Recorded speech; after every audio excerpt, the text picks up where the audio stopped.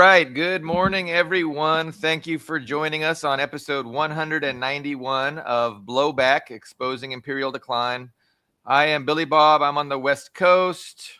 It is just about a little bit after 9 a.m. I've got my regular co-host, Ian Cummer. He is streaming live from Adaka in Crimea. Is that how you say it? Is it in Crimea, yes. Adaka?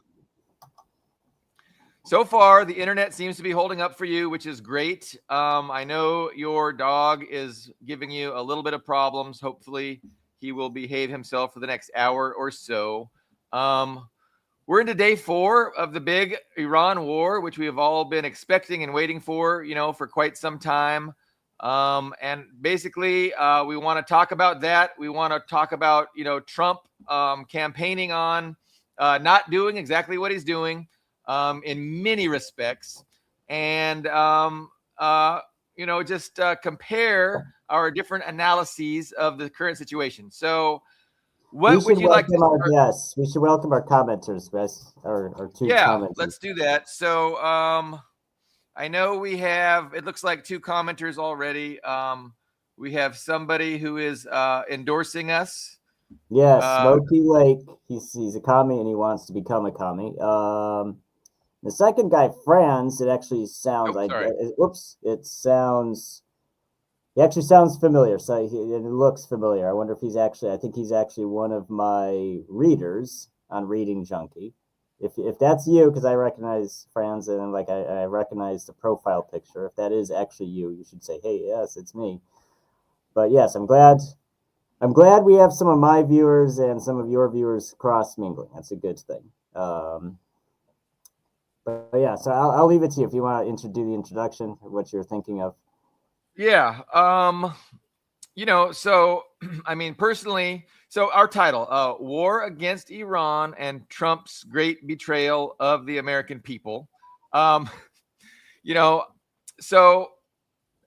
if from the class perspective, if we're going to look at things from a class perspective, like we kind of don't really think that Trump is, so it's different. So there's two ideological ways to approach what is going on. And, in the West, in the United States, everybody is indoctrinated into liberalism and liberal thinking where, it's a nation state pursuing its best interests. You have a government, you have a head of state, and he's the one that's determining policy. But, I think that's like a surface level observation. I think the deeper reality is that we have a class struggle going on the globe, and the oligarch class, the Western oligarch class, controls all of the Western advanced developed nations, Western Europe, the United States, Israel, the Gulf states, Australia. And they're engaged in this struggle to attain global hegemony. And so that is really, what's playing out on the globe. We see with, Venezuela, we saw what happened in Syria. And, they're just they're embarked on this strategy to, pacify the planet and make it safe for the ruling Western oligarchs to have global hegemony. So and that kind of contrasts a little bit with the title, but it depends on what framework you're using. So if I'm going to, speak in a liberal framework, absolutely Trump, campaigned on this idea that he was anti-establishment. And that's really what made him popular, because the American people are really unhappy with the establishment. Like they realize intuitively that the Democrats and Republicans, neither one of them are serving the interests of the American people. So Trump, campaigned on that. He got his popularity based on saying, I'm going to drain this swamp. I'm going to end the forever wars. I'm going to put America first. And obviously that's what resonated with, the American people. But of course, in reality, he had no intention of doing that. He was saying what he thought he needed to say to get elected. And then once in power, he just continues the imperialist business as usual. And that's, again, where the class framework comes in, because the class framework explains that, he's continuing this, this foreign policy, the ultimate objective of pacifying the planet and making it safe for the Western imperialists.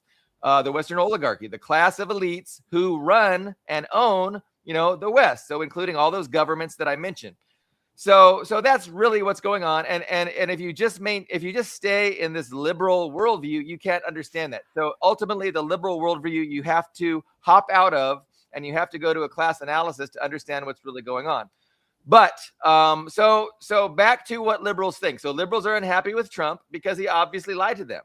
And when they try and understand what's happening, what are the liberal conclusions about what's happening? Instead of going to the class analysis and understanding what's happening as I described, they come up with explanations for what's going on that don't really make a lot of sense, that really contrast, and they really are oppositional from the explanations that class struggle. I think we should, at this point, give them some context. How about we show them, because, and just to clarify for everyone, Billy Bob is not schizophrenic. He's not arguing with himself. I wrote the title, and Billy Bob is pointing out that's not to Marxist dialectic. So I'm just giving people some context there. I wrote the title.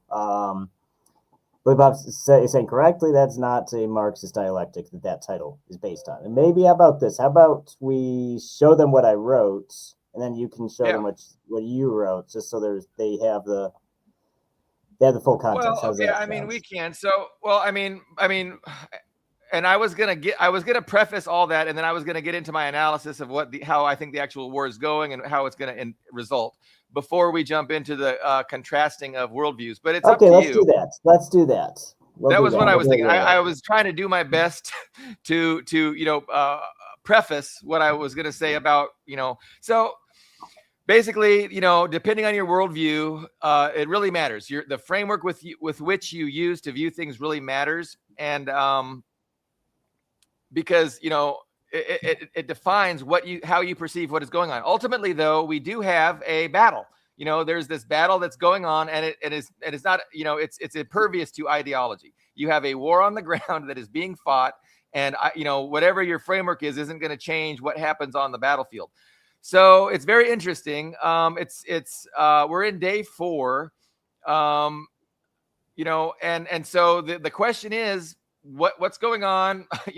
How is it going, and what's going to be the ultimate result of what is going on? And right now, obviously, I think it's too early to say, but I can definitely say from my framework, what I want to happen is, I think, what I think might be happening is that Iran is obviously under siege and under assault, but and they're obviously absorbing a lot of punishment from the United States, from Israel, and whatever other countries are going to join in as provide a token force to the Western effort to regime change and balkanize Iran.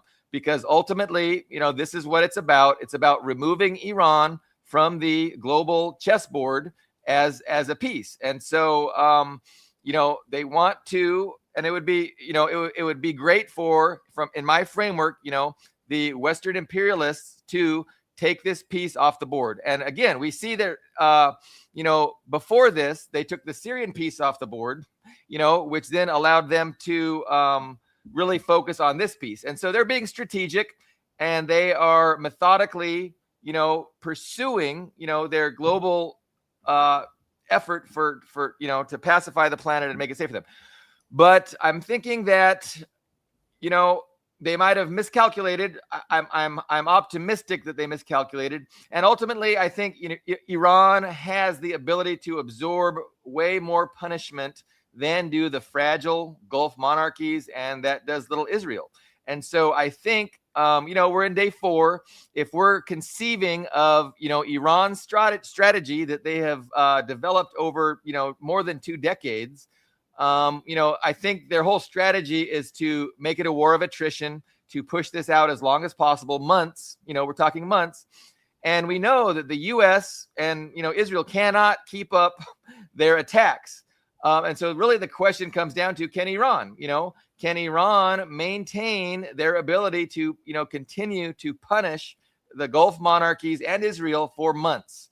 And I think that is how they could win, because, they could cause too much pain to the global economy, too much pressure on the Trump presidency, and they could prevail that way. They could force, either nuclear confrontation, or they could force the West to back down by not being defeated and by continuing relentlessly over months to punish Israel and the Gulf states. So, the fear is, my fear is that, the weapons systems and the launch capabilities of Iran are not limitless. They're finite. And, my fear is that with the capability of Western intelligence to identify the 30, 40, 50, 100, 200 different locations in Iran that store store missiles and fire missiles, that those, have been discovered and they've been rendered useless. So that's what the West is trying to do. They want to end Iran's capability to enact punishment, on the surrounding states. And Iran, again, their goal is over months to maintain a steady stream of rockets, missiles, drones, on their enemies and blocking traffic through the Strait of Hormuz, and ultimately forcing the United States to some concessions and to get Iran to stop. So, that's where we're at. And is Iran going to be successful at, in their over 2 decades efforts to ensure that their offensive missile capabilities are not going to be able to be neutralized within the first 4 days by the West? Because that's where this strategy, wins or loses, lives or dies, fails or succeeds. And so, we don't know. But I think, I have confidence that, Iran is strategically, very capable, and they got a lot of smart people there. They had the 12-day war to kind of understand, what the West was about. So I'm optimistic that, the West is very quickly going to run out of the capability to pummel Iran, and Iran's probably going to be stepping up the pressure. And so again, day 4, we're talking about less than, 5% of the way probably through this conflict, Iran hopes. So we're going to see how it transpires. But so what are your thoughts about that? Well, I think I'm more or less in agreement with you. So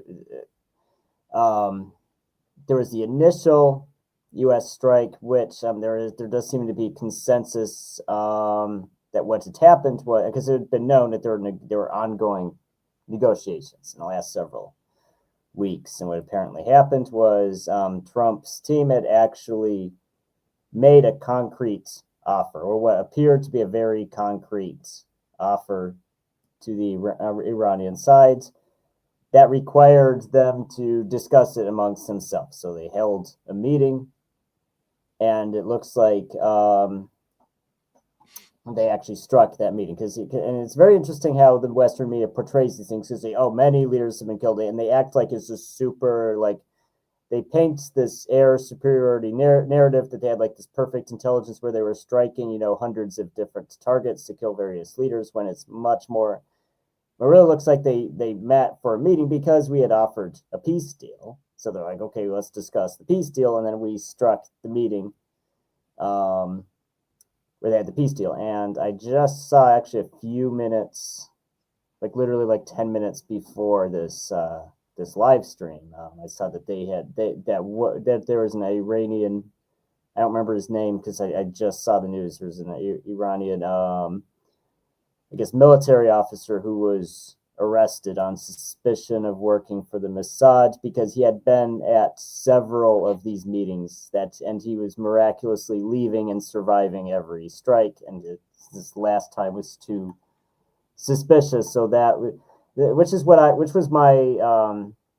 was my belief as well. Because there's several different ways to gather intelligence. Like you can use satellites, you can use signals intelligence, you can use there's a lot of different way, but the most basic one is human intelligence, where you just have a double agent or a spy who's there, who tells you where things are. So that's, I think, the most likely theory for what happens. They had somebody high up in the Iranian government who knew when and where this meeting was taking place, and told them to hit it.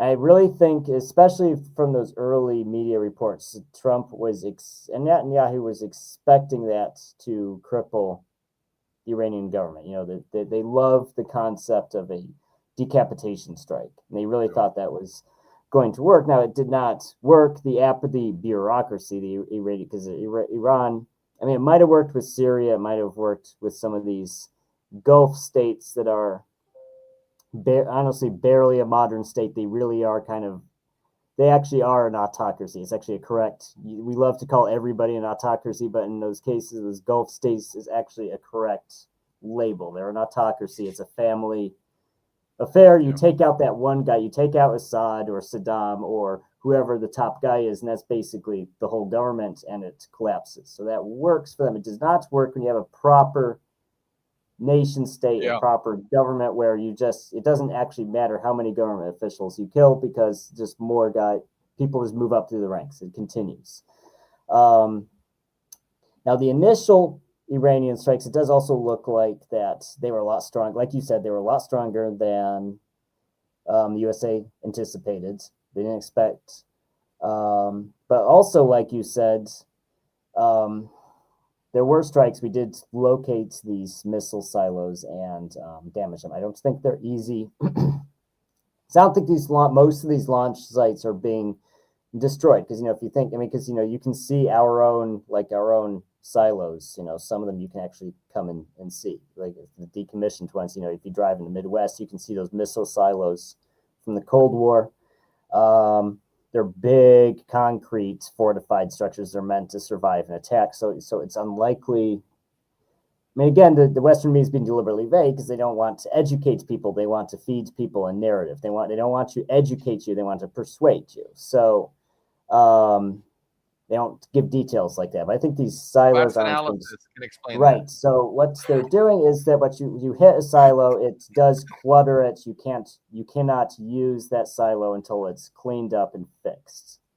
So I do think I saw like the pro-NATO guys throwing, we've disabled 50% of their launch sites. Well, I don't know. I don't think we can know exactly what's the percentage is or the extent of the damage just from public information. But we do know that the rate of their attacks decreased over the last couple of days.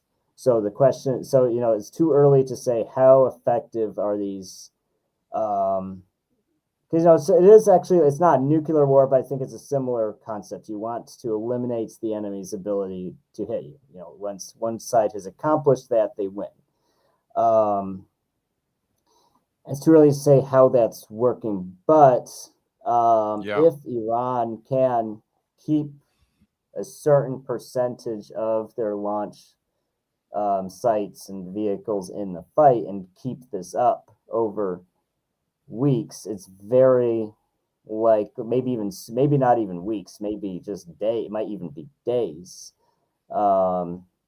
The USA is going to be in serious trouble because those THAAD missiles, those Patriot interceptors, we don't have a lot of those. And it's a classified number. We don't know how many USA has. We don't know how many each of these Gulf states, these operators of the US systems have. We don't know we have no idea what the stockpile is, but it's not a lot. So it's definitely years worth that's been burned up in the first 4 days.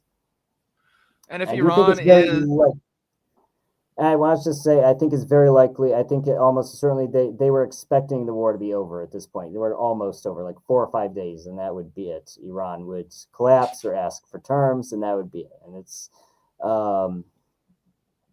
I wouldn't necessarily say time is on their side too. It's pretty much it's a stamina game. It's an endurance game. I don't know. I don't want to be too optimistic on how well Iran's going to do, but that's how I see it. What I just said.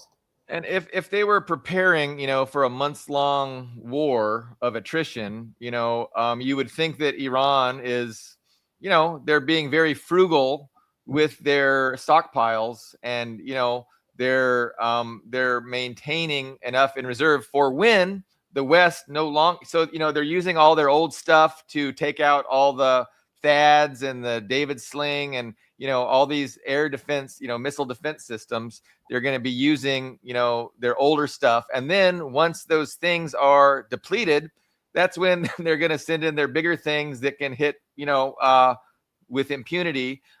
And so, I mean, you would assume that that would be Iran's strategy if they're planning for a months-long war of attrition, that they know full well that the West is going to run out of missile defense. They're going to run out of offensive capabilities. And that's when you just continue pummeling them without any kind of response, for weeks.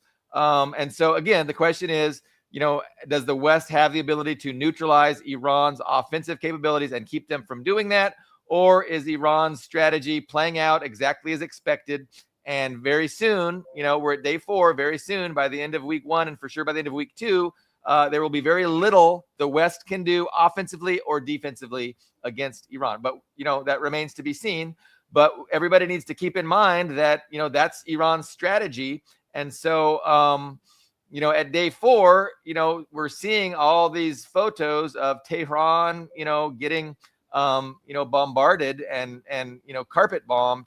And that's, again, nobody should be surprised by that. I'm certainly not. The offensive capabilities of both sides is known to be very strong. The difference is that Iran is, ostensibly has the ability to maintain that offensive capability for months, while the West is going to run out, very soon, and then they'll be in a situation. But well, I want to say so there is this narrative of air superiority, and that's like their number one in any kind of discussion of a war or even a hypothetical war. You say, oh well, NATO would establish air superiority, and then it would just be a one-sided battle. That's their narrative, right? So. And that's the narrative I see the media trying. Like I see it's like CNN. I read CNN today for the regime narrative. That's one of my go-to sites for the regime narrative. What is the regime narrative? And I want not to sidetrack too much, but it's very interesting to me how lib left, center left, even mid left, far, however you want to classify. It's interesting how those kind of left liberal leaning sites that are extremely hostile to Trump. Like just consider him a criminal, not a legitimate president who will just throw every insult under the sun at him, even in the context of Iran. They said, well, this isn't a good idea. It's a bad idea to attack Iran. But as soon as the action started, they just snapped. Even the most hostile outlets to Trump all just kind of fell in line with the regime war narratives.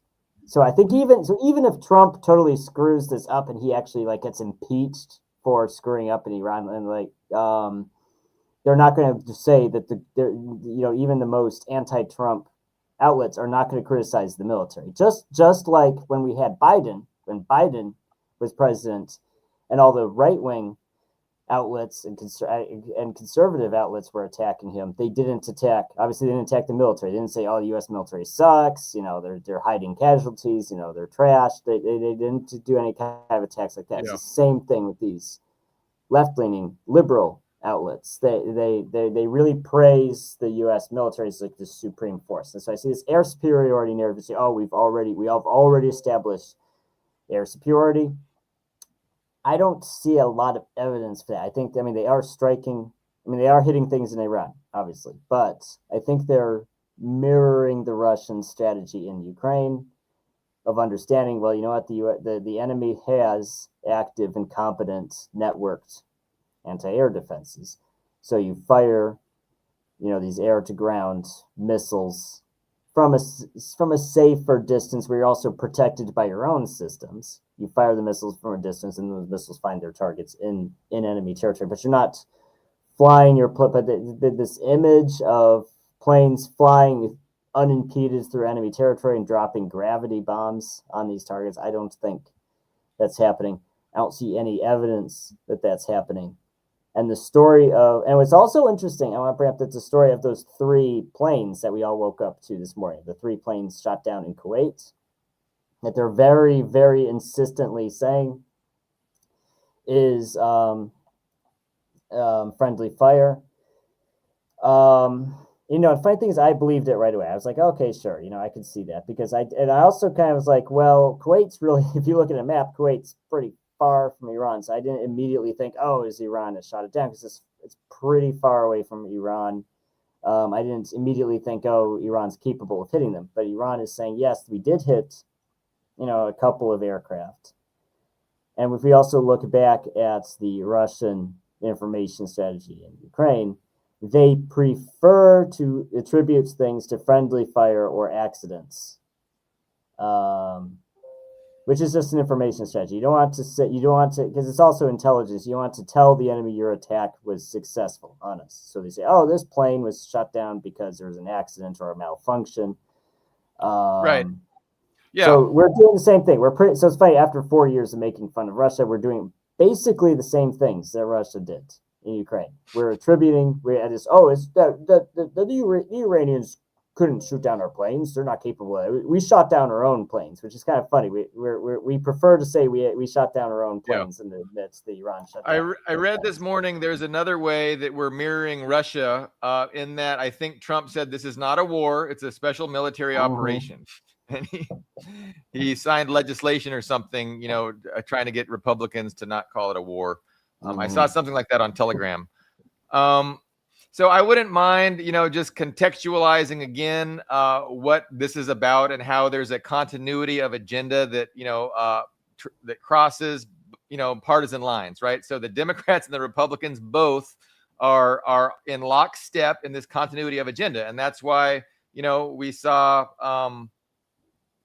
Democrat and Republican governments all, working towards regime change in Iran. They're all hostile to China. I mean, we don't have to go there if you had something else, but I mean, that was. Well, we have a couple of comments from our friend Daryl, if you want to bring those up. Go ahead. Yeah, I'll bring them up. So yeah, Daryl. So for those of you who don't know, Daryl has appeared on the show. He's saying it might be Zionist slop, but he's out reporting about agents infiltrating Iran, with dentists and doctors to track high officials and their families.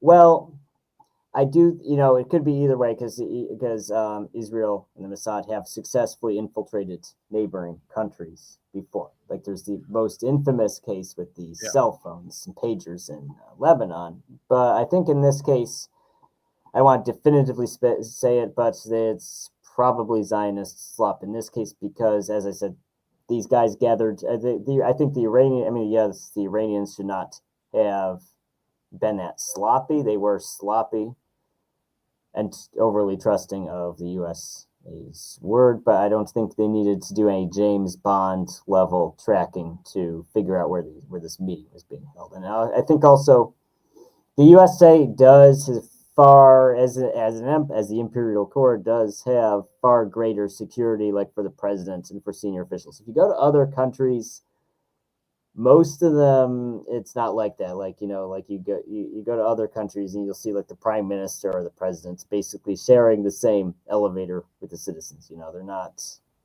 They don't have that sort of top-notch James Bond type security. It's just kind of like, they're just kind of, if you want to track officials, it's not terribly difficult to do. So my thinking about that whole thing is a little bit different. I've heard the narrative that you put forth. I'm not positive that's true. It could be. The alternative narrative I think might be more likely is that, Khamenei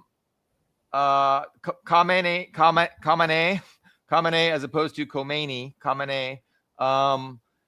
he was 86 and he's like, I'm not going to hide, if they're going to make me a martyr, they're going to make me a martyr, but I'm going to stay in my home with my family. And so I'm not sure there was any fantastic meeting where Iran again was stupid enough to, all meet. Like I really don't think that's true at all. And I think, Khamenei was was allowing himself to be a martyr. He's like, I'm not going to be running from bunker to bunker, hiding from these motherfuckers. They can fucking come and get me, but it's not going to help them. So that's kind of my thought on the whole thing of what happened. But, definitely if all the leaders of Iran were killed, it certainly hasn't affected their ability to resist and to, respond. And so, again, I'm just dubious of that entire narrative, but if they did lose more than one guy. I mean, I haven't seen a full list of who they allegedly lost, but they did lose more than one guy. And the thing is that if in this kind of war, you do want to strike first. You do.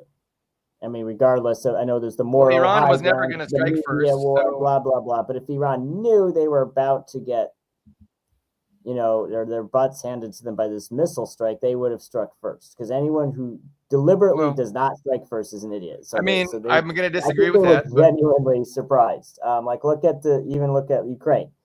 There was this evidence that Ukraine was going to attack Donbass, right? And they had about 200,000 soldiers on the border on the contact line with Donbass. Well, Russia hit first because they knew that was going to happen, so they hit first. And they're like, oh well, there's this whole media war where we portray Russia as the aggressor. But the reality is, any modern war or any war, you want to hit first. If you know there's about to be a war, you want to throw the first punch. And if you let the other side throw the first punch, then you're stupid. So I think Iran genuinely did not realize that the USA was going to attack. Because well, I mean, I you would don't sit there and disagree let with. yourself get hit with missiles. I'm sorry, you don't. You don't. No one intentionally lets themselves get shot with missiles without hitting first. Well, I don't think Iran was ever going to initiate a strike. Like that would be bad PR. I mean, and that would have been against like everything they've been saying, and it would have been Well, seized yeah, upon like by. you just repeated what I said. You just repeated what I said. It's like, yeah, there's PR. Oh, the moral high ground. Who cares about the moral high ground? No one cares about that in the real world. I think Iran genuinely did not know that the USA was about to hit them. Because if they did know, they would have shot us first. You don't let someone shoot you first. It's like the Star Wars question: did Han Solo shoot first? Well, of course Han Solo shot first because he's not stupid. If you know someone's about to shoot you, you shoot him first. So I get that you have certainty in that understanding and that belief. I'm going to disagree, and I think Iran knew exactly that the attack was coming. Everybody did. I sure did. And so if I knew it, I'm sure Iran knew it. And and again, I think Khamenei, knew it too, and he was like, okay, well, I'm not gonna, run from these motherfuckers. But we we can agree to disagree. But I'm not gonna accept that as an obvious fact. I'm gonna suggest that it's not true. The problem is if you let the other side hit you first, it does degrade your ability to hit back, because even if you're prepared for it, no matter how well prepared for it, they're going to damage you somehow, right? There's some assets, there's some ships, because Iran did lose ships, Iran did lose some air defense. There are some important assets they lost on the first day. But anyways, we can agree. There was never any doubt that what is happening now was always going to happen. Nobody is surprised by anything that's happening. Like what has gone on the first 4 days is entirely predictable, and it's what everybody predicted would happen. And it wouldn't have changed if Iran would have struck first. Like the same thing would have happened. And so I just I think that you have your way of understanding. I think the Iranians have a different way of understanding and perceiving things, and they're acting according to their own perspective. They do see things differently than I do. And I have actually met several Iranian people when I was in Moscow, taking language classes there. They're very educated. They're very educated and sophisticated people. Yeah, no, for sure. Different. Yeah. So yeah. Can I ask you about what your opinion is of the importance of Iran, on the grand chessboard? I think that they're kind of a centrally located, and obviously the Chinese Belt and Road Initiative is going through Iran, and that by removing Iran from the chessboard, by making it a failed state like Libya, or by putting in a puppet government friendly to the West, they can sever China's Belt and Road Initiative, and also Iran as an ally of Russia. If they can take Iran off the chessboard, they can also then apply more leverage and more pressure to Russia from those other countries that border Russia, but that Iran could keep in check. So, I mean, what are your thoughts about? Let's just for a second think in the class framework. Let's ignore that everything is about Israel and that Israel occupied the United States and got us to do this battle for Israel. So let's pretend that this battle is about shaping the global chessboard in a way that they can further put pressure on Russia, further put pressure on China, and isolate both. In that regard, how important is Iran to to China and to Russia. Could you speak to that? Yes. I don't know why Daryl's saying no. No, absolutely. Absolutely. So,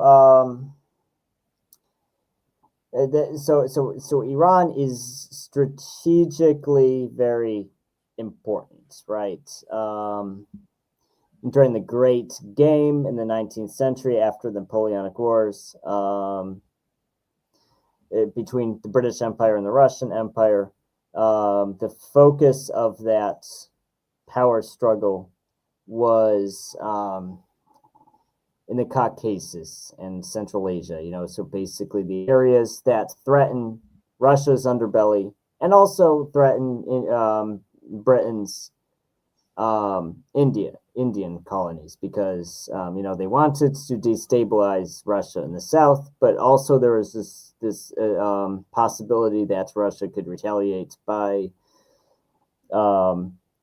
actually marching armies to the Indian territories, because it's not that far from where the Russian Empire was located at the time. So that's the basis of the Great. So historically, Iran's been very important. Actually, one of the focal points of the Great Game was in 1829, when the Russian ambassador, I just pull up his page, Alexander Gurbyadev. There's actually a monument to him in Moscow, by the way, near one of the metro stations. He was actually murdered by a mob when he was serving in Persia. And it's actually widely believed that the British had facilitated his murder because they wanted to disrupt the peace negotiations between Persia and the Russian Empire. Which actually failed, by the way. Persia actually gave reparations. They apologized and gave reparations for the ambassador's death, and there was peace at that time. But now it's kind of the same. I think there's something very similar, because just like in Afghanistan, because when the socialist government of Afghanistan fell in the 1990s, that flooded Eurasia with opium, with heroin, which was very bad for both Russia and China. It was bad for everybody in Eurasia because it flooded the whole continent with cheap heroin. And for Russia in particular, that coincided with the financial disasters, when just a lot of people were poor to begin with. And so you're poor and you also have cheap heroin on your doorstep. So it just wasn't good for anybody. So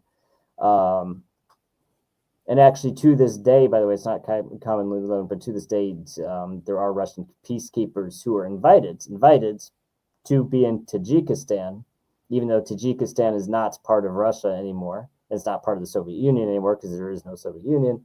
There's still peacekeepers there because of the threat of Islamic terrorists coming up from Afghanistan. Now, but to more directly answer, that's the historical basis for it. But to answer your question, now Iran's very important. I think for the world, not even just for Russia, it's very important because it's one of the world's oldest nation states. It's a force of stability in a region where, because the Middle East has been tainted by colonialism. I do think colonialism can disrupt the natural evolution of societies, because people go from tribal societies to agricultural societies to, they evolve their own political systems. But the problem with the colonial authority coming in, enforcing their system on somebody, that disrupts the evolution of, you're having, rather than a political system that you came up with, someone else comes in and forces his political system on you. I think that's one of the problems with colonialism. I think if the Middle East had been left to their own devices and didn't get colonized by Western powers like they did, things would look different.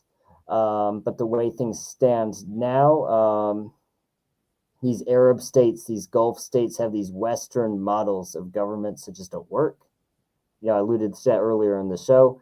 They're very flimsy and fake governments that can be blown over by a strong gust of wind. And that's because there's not really a government that Arabs came up with. It's a government that Europeans came and said, this is what a government's supposed to look like. And so here's your government. And so, but Iran is different because yes, Iran was invaded and, influenced and conquered multiple times, but they're a very old nation state. So they have their own idea of what a government's supposed to look like. And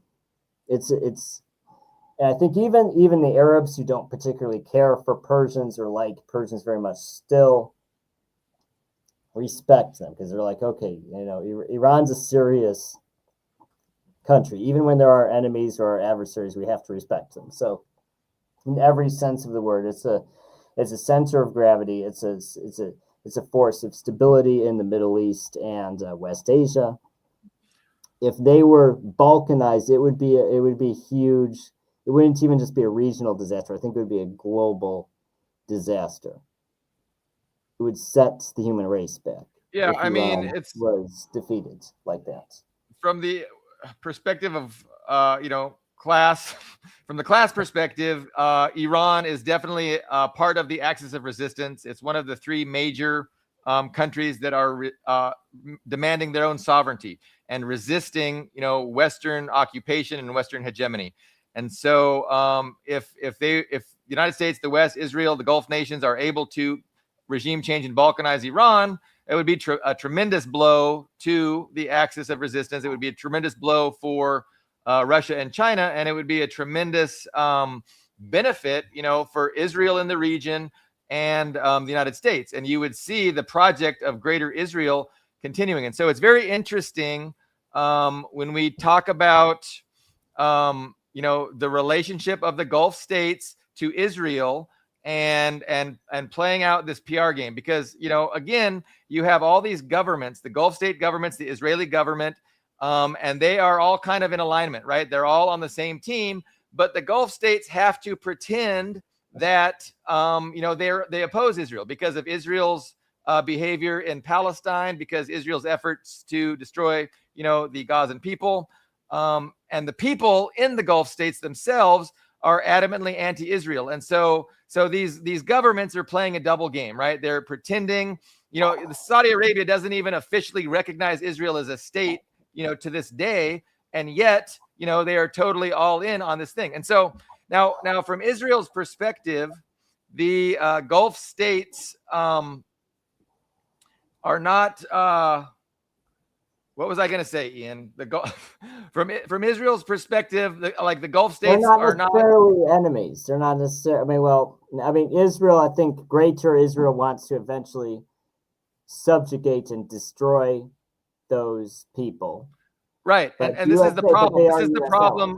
This is the problem for the governments in Saudi Arabia and the Gulf states by tying themselves to the United States, tying themselves to Israel, because Israel ultimately is going to look to weaken them and make itself the hegemon of the area. They don't want a strong Saudi Arabia. They don't want a strong Gulf nation. They don't want a strong Turkey. And so I think what we might be seeing is some false flag attacks because Iran has denied certain attacks. For instance, I think they denied attacking the U.S. embassy in Riyadh, which is Saudi Arabia. And I think they've denied some other attacks.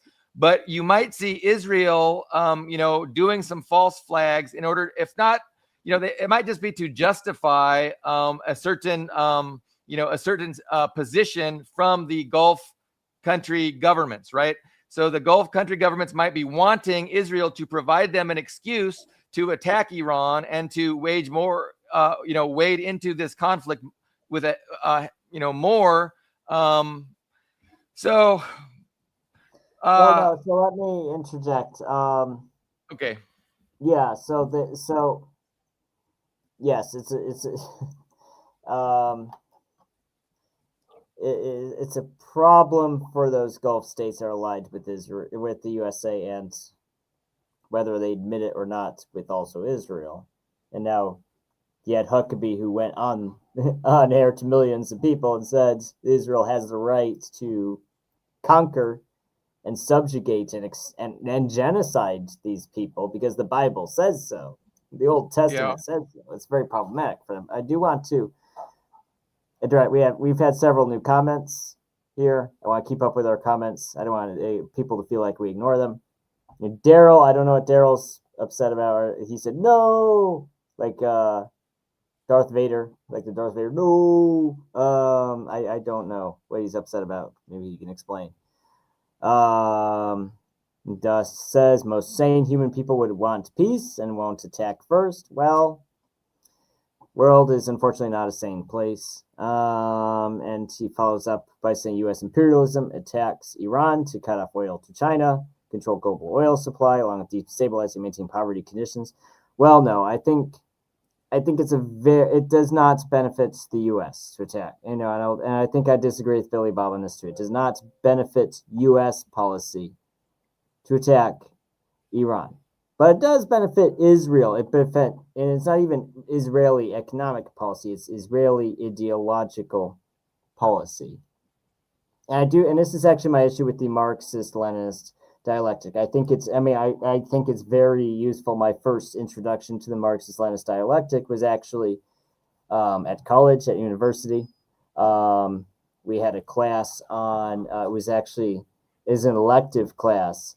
It was called, gosh, I don't remember the name of the class. It was Myth and Symbol. Myth and Symbol was the name of this class. It was an art class, and it was studying, and our professor was a Marxist. It was a Marxist. And he's very funny. He showed up to the first class dressed up in a suit and a tie.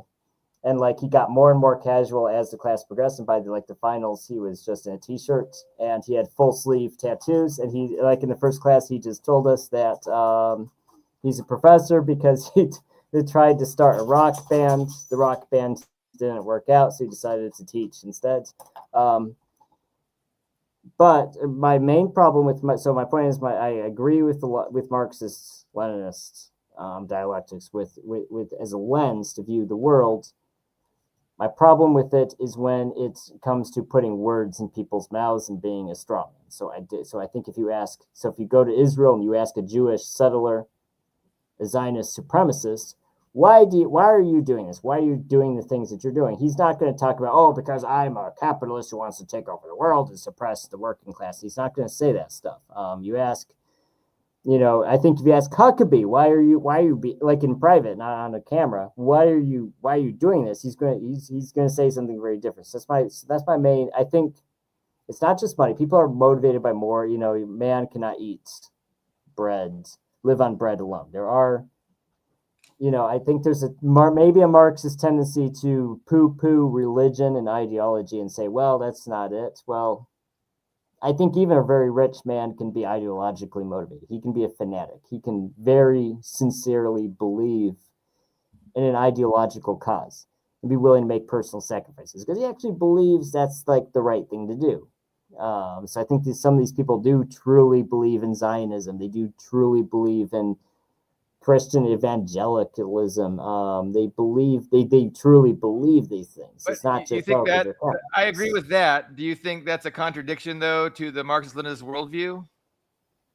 It can be when it comes to dismissing other motivations, and I think with Israel and with Iran right now, there's a motivation beyond. It's the global capitalist class that wants to control the world's oil supply and all this other stuff. I mean, it's really Israel wants to eliminate a regional rival, and the U.S.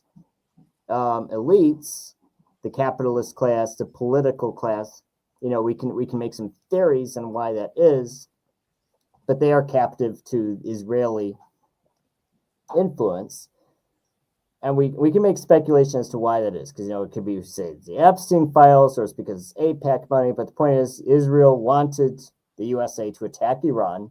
It's completely detrimental to U.S. interests to attack Iran, but the U.S. under Trump attacked Iran, and it's not good. It's not you're making a series of assertions that I think are debatable.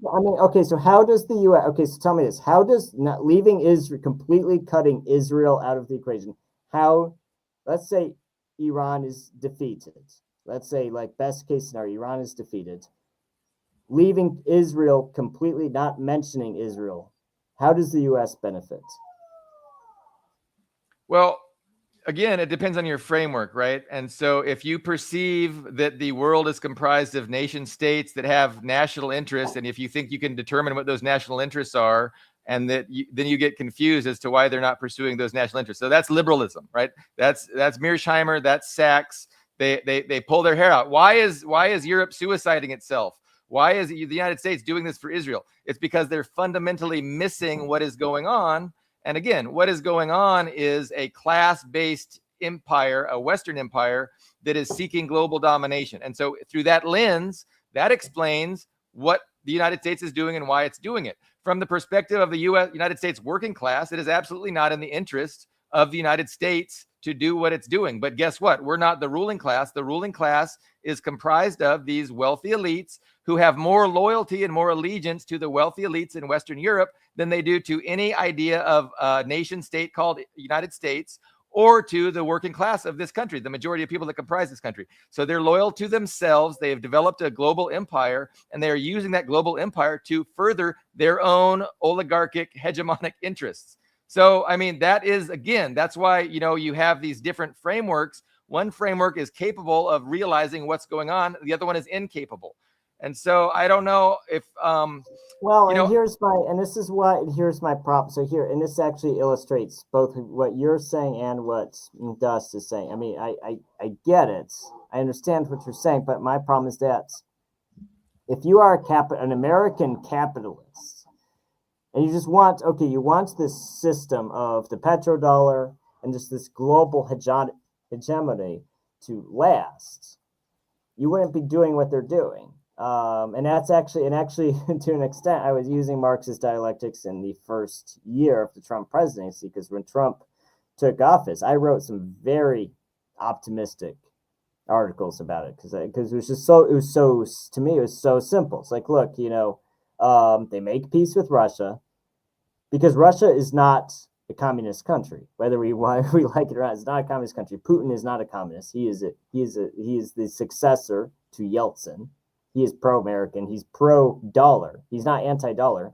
They could keep the dollar in as the global currency if Trump had played his cards differently. They could keep the dollar as the global currency for another 100 years, and they could keep the U.S. as the unipolar power for another 100 years. All they had to do was make a deal with Russia. Okay, look, Russia, we will unsanction you. We'll make a deal on how to split up the Middle East, how to split up Eastern Europe, bring the dollars back to Russia. You're not going to de-dollarize. To an extent, that would domino effect into China. Their dollar, because if you desanction to Russia, that would domino effect into we're just talking pure dollar transactions here. That domino effect to China. That would reverse the de-dollarization that we've had for the past 5 years. If you avoided a war in the Middle East, if your goal is to keep the dollar as the global currency and to keep American capital as the dominant pole of the world, you want stability and you want people following your system. But what we're doing now, Trump did the opposite. He's driving people out of the system. It's weakening the USA. It's weakening U.S. hegemony. But it is benefiting these other groups. If you're an Israeli, Israelis are happy because they don't care about American hegemony. So it does benefit these ethno-nationalists in different places. They're happy that the U.S. is doing these things. But if you're from the U.S. perspective, from even the globalist capitalist perspective, it's crazy to be doing these things. So what logical argument would it be for Trump to do these things? So Ian, you have to appreciate that within your thinking, you're just making certain assumptions and you're not questioning those assumptions. Well, so your ultimate.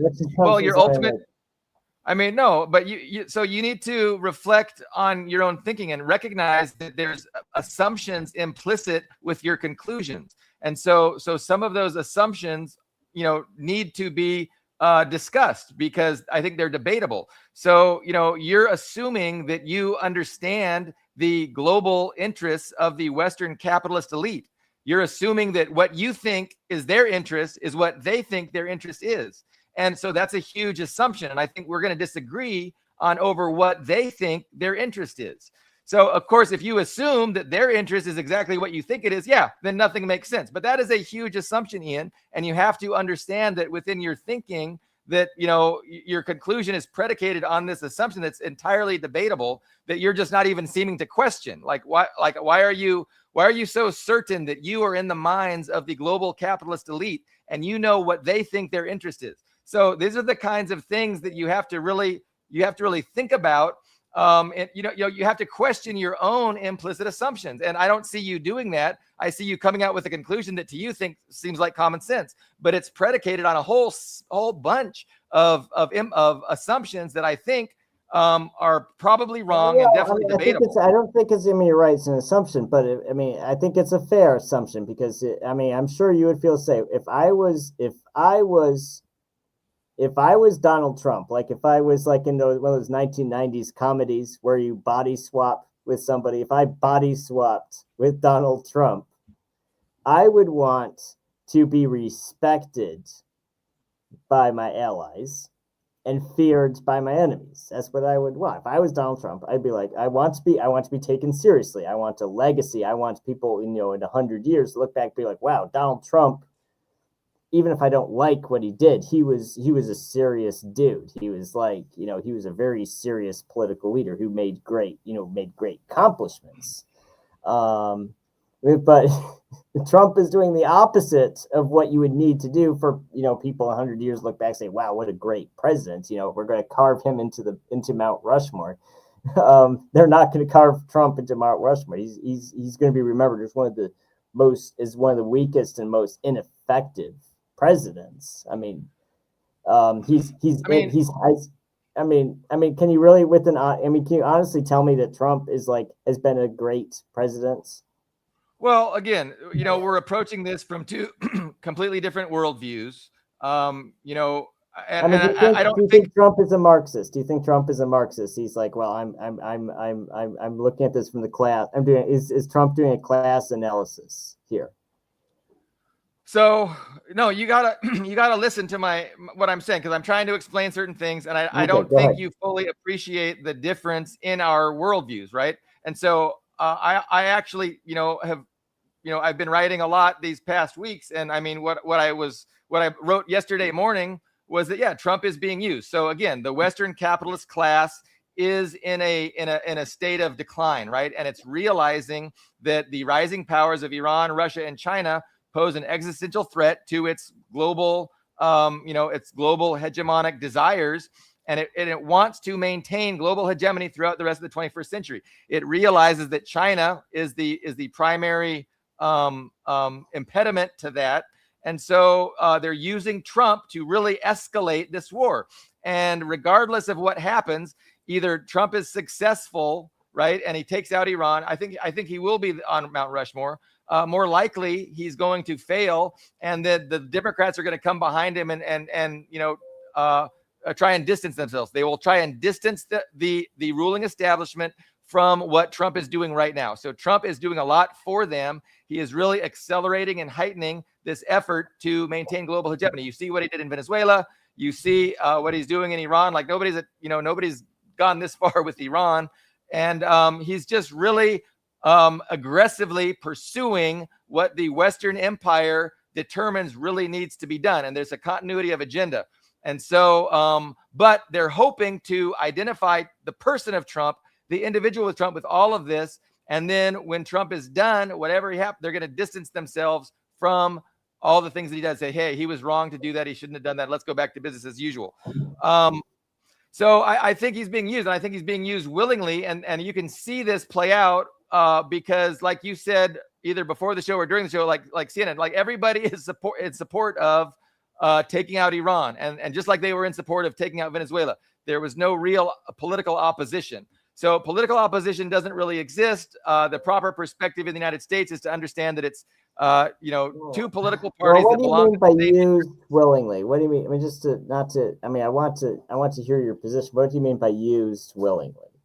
Because I don't think people are deliberately used willingly. I mean, like, maybe your ex-wife uses you, or your girlfriend uses you, or your business partner uses you. But I don't think anyone is intentionally used. No one likes to be used. No, Trump is people more than get happy used, but they don't do it deliberately. to pursue the interests of his class, and he is actively pursuing the interests of his Do you class. think Trump actually does Trump think that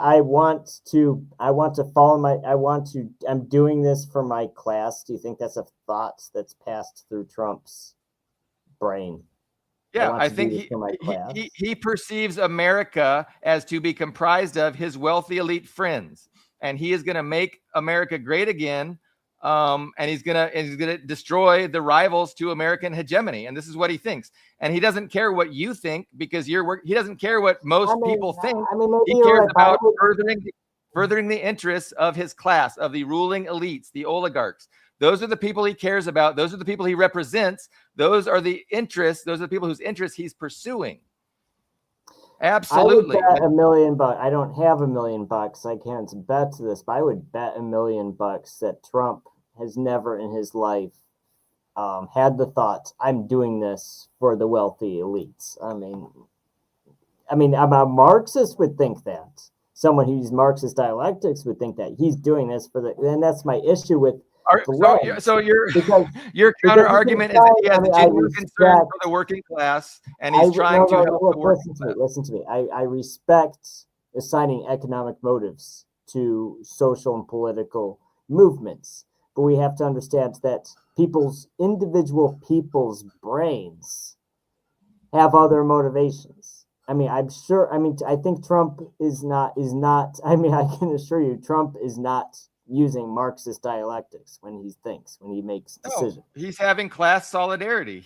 I don't think he's even having class solidarity. I think it's just people. Well, he might not understand it in a Marxist lens, but I promise he doesn't care about the working class. He doesn't care about what you think. He didn't lie to you, Ian, to get into office to further your interests.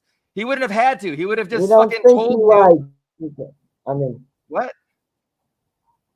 Help me understand. Like, why do you think Trump lied to get into office if he was helping? I'm asking for your explanation. Why would, if Trump cared about the working class and benefiting the working class, why would he lie to them to get into office? I think it's simpler than that. I think Trump is hold on. You are cutting out. I'm sorry. Hold on. You are cutting out. You are cutting out.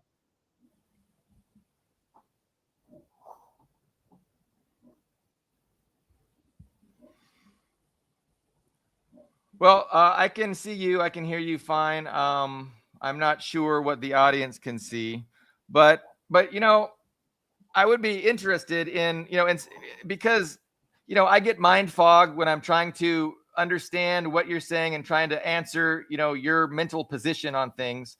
But I do think that we can get clarity from AI, and they can, really focus on the differences in our ideological frameworks, and why I think one is,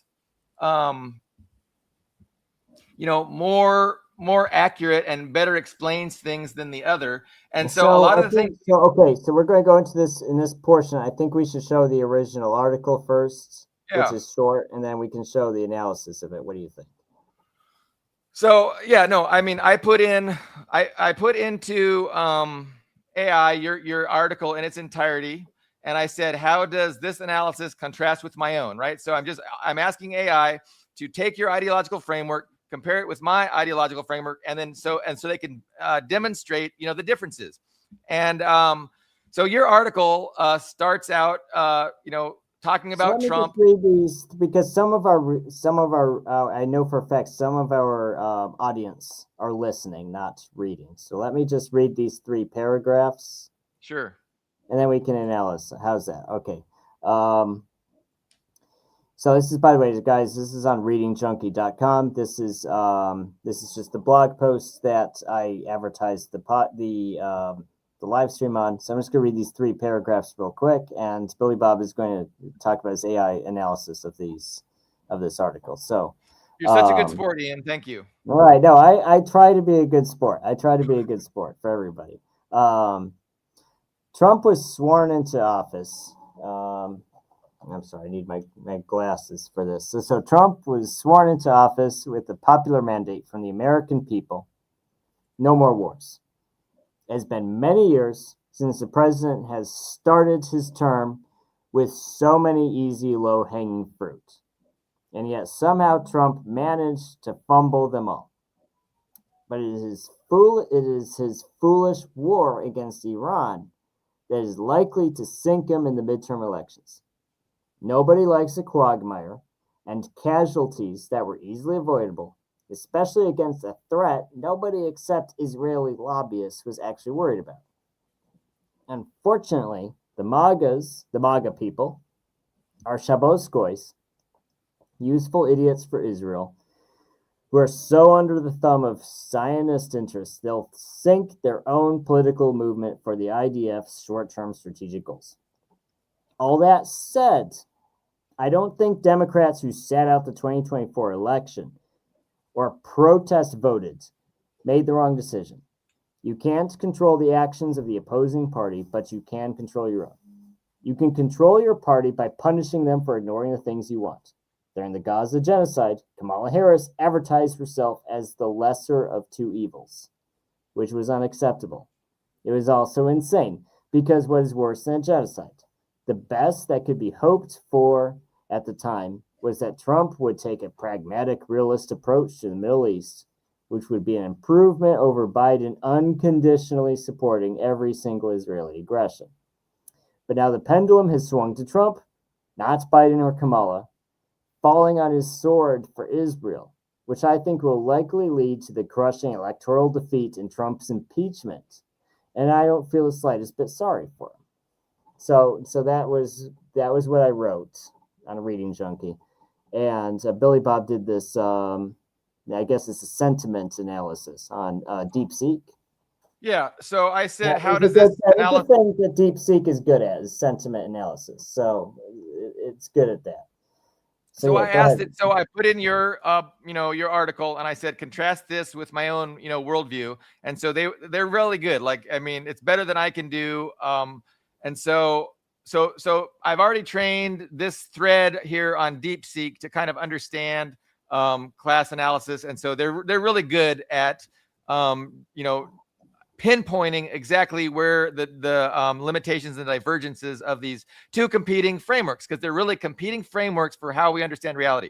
So AI understands what you're saying to be framework one. So framework one in the things I've been telling AI are basically the liberal framework. So AI begins, they start out, this analysis is a classic example of what you've been critiquing. So I've been critiquing this sort of analysis, and it's thinking with a progressive veneer. It contains elements of truth, but ultimately fails because it cannot see the class dynamics driving the war. So let me break down the key differences between your analysis and this one. So it starts out what your analysis, Ian, gets right. So you correctly identify several important facts. Trump campaigned on ending wars, but started one anyway, right? So how do we explain that? How do we make sense of that? It's true that happened. And what does that mean? Okay, the war is unpopular and will have political consequences. Also true, Israeli lobby is a factor in U.S. Middle East policy. Absolutely. Biden's unconditional support for Gaza was unacceptable and probably gave Trump the victory. That's also true. These are not wrong, but they are surface level observations that miss the deeper structure. So this is AI's analysis of where by the way, I want to interject. Calling me surface level is like one of the worst insults, by the way. Calling me No, surface you're level. right. I hate so okay, go ahead. Look, I'm biased and AI is biased because I have prompted AI to be biased. So I mean, obviously AI is embracing my worldview and they're saying that yours is surface. But again, no, that's a fair assessment. And so don't feel bad. I appreciate. Of course not. I'm just. I see this as educational because it's contrasting, two different perspectives, and it's making people think about their frameworks. And I don't think people think about their frameworks. I think most people think their framework is just normal. It's just what is. Whereas in reality, it is absolutely ideological. Like every perspective, implies a certain ideological framework. and pretending that you're non-ideological or that liberalism isn't totally ideological misses the reality. But where the analysis fails, at least in a comparison to my analysis, right? So it treats Trump as the primary actor. In my analysis, Trump is a tool of the transnational oligarchy, useful for his brutality, but ultimately disposable. The ruling class will distance itself from him when convenient to do so. And I'm assuming it will be convenient to do so. And they will be happy to, after he serves their interests, they will conveniently distance themselves from him. In your analysis, Trump personally fumbled opportunities and started a foolish war that will sink him. So in your analysis, it's all about Trump's choices, Trump's failures, and Trump's political future. And it's kind of missing the greater context. The difference is fundamental. One sees individual, the other sees class interests using individuals. And I think, again, I think it's important to understand, the class context of how individuals are used to further class interests. But so the second way, do you want to speak to that, or do you want to just move on real quick? No. So we can read the whole analysis. I'm fine with that. Okay, so we go to the Shabbos Goy Zionist interest. So in my analysis, the war is about China, about Eurasian integration, about maintaining imperial dominance, and Israel is a useful outpost, but not a driver of the strategy. So in your analysis, nobody except Israel lobbyists was actually worried about Iran. MAGAs are useful idiots for Israel. The implication is that a small foreign power has captured American foreign policy. So again, it's just, our frameworks result in two oppositional conclusions. Like, our conclusions can't both be right. We're looking at reality with different frameworks, and we're coming to conclusions that are mutually exclusive. So my conclusion is mutually exclusive from your conclusion. And so who is right? I mean, again, I think, my framework gives me the right conclusions. But you ostensibly think the opposite. Let me ask you this, Billy Bob. So my statement that Trump is going to be in a lot of political trouble and might even be impeached or even be criminally charged at the end of his, do you think that's probable?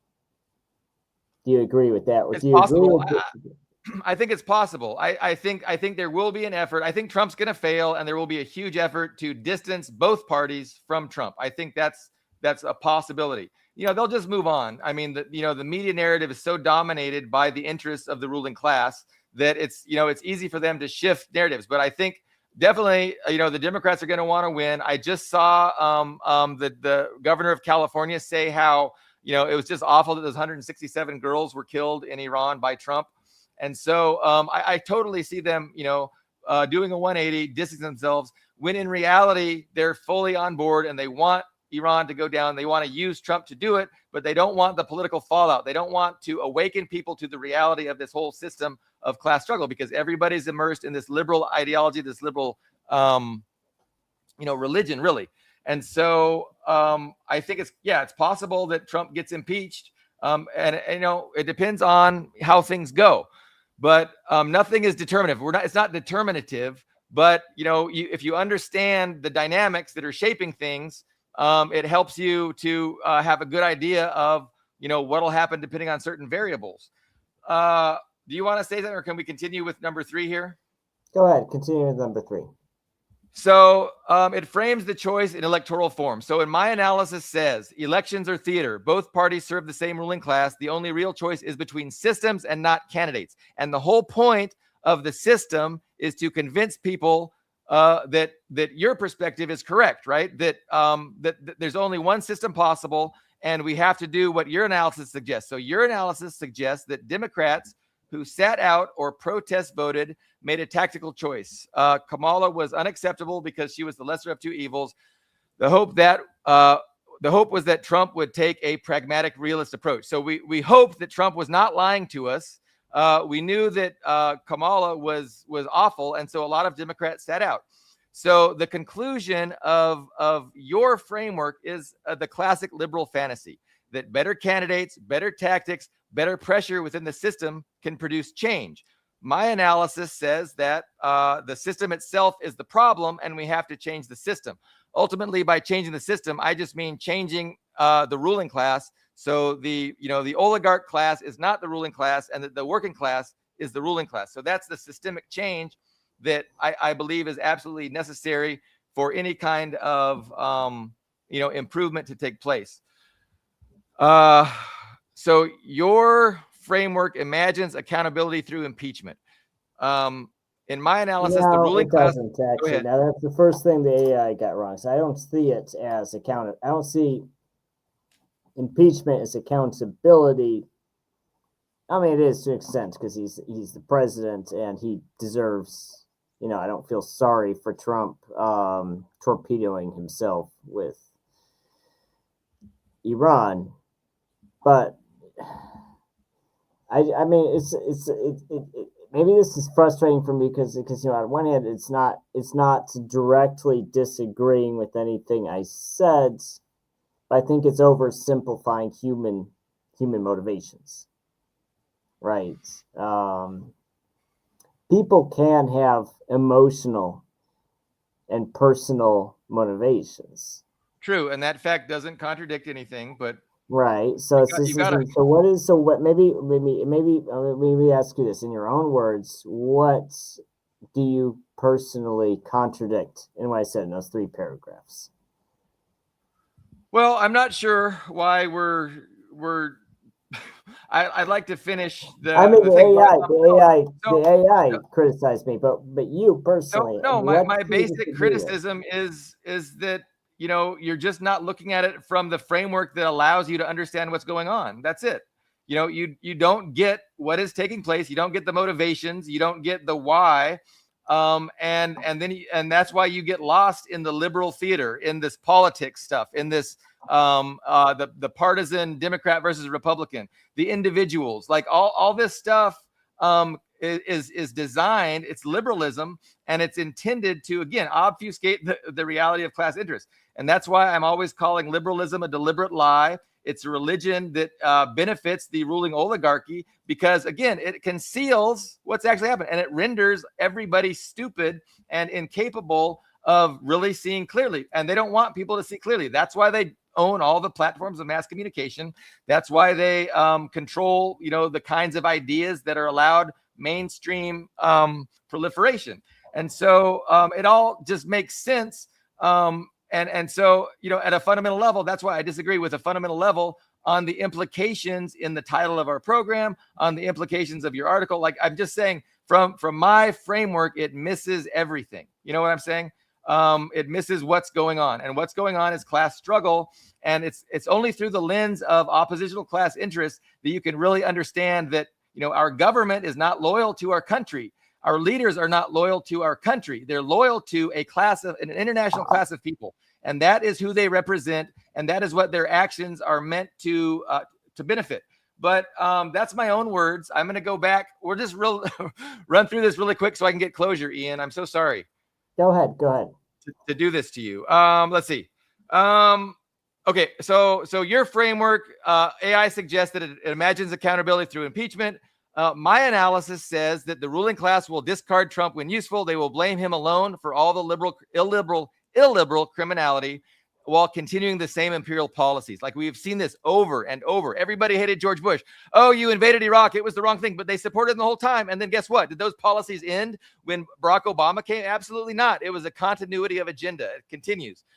In your analysis, though, Trump's war will lead to a crushing electoral defeat and Trump's impeachment. The implication is that the system will correct itself, and the good guys, whoever you presumably Democrats, will hold the bad guys accountable. And that's just the ideological nonsense that they want us to believe because it helps perpetuate their oligarchic rule. So they summarize it as this is the electoral illusion in its purest form, that the good guys will win, the system will correct itself, the bad guys will be held accountable. This is the electoral illusion in its purest form. So number 5, it has no theory of why the war is happening. So my analysis says that the war is about China, about full spectrum dominance, about severing the Belt and Road Initiative, about securing Western imperial hegemony for the rest of the 21st century. That's what this is about. In your analysis, it's about nothing really. Trump is foolish. The Israel lobby is powerful. Nobody wanted this. It's all a terrible mistake that will have political consequences. This is the liberal void. Observation without explanation, description without analysis.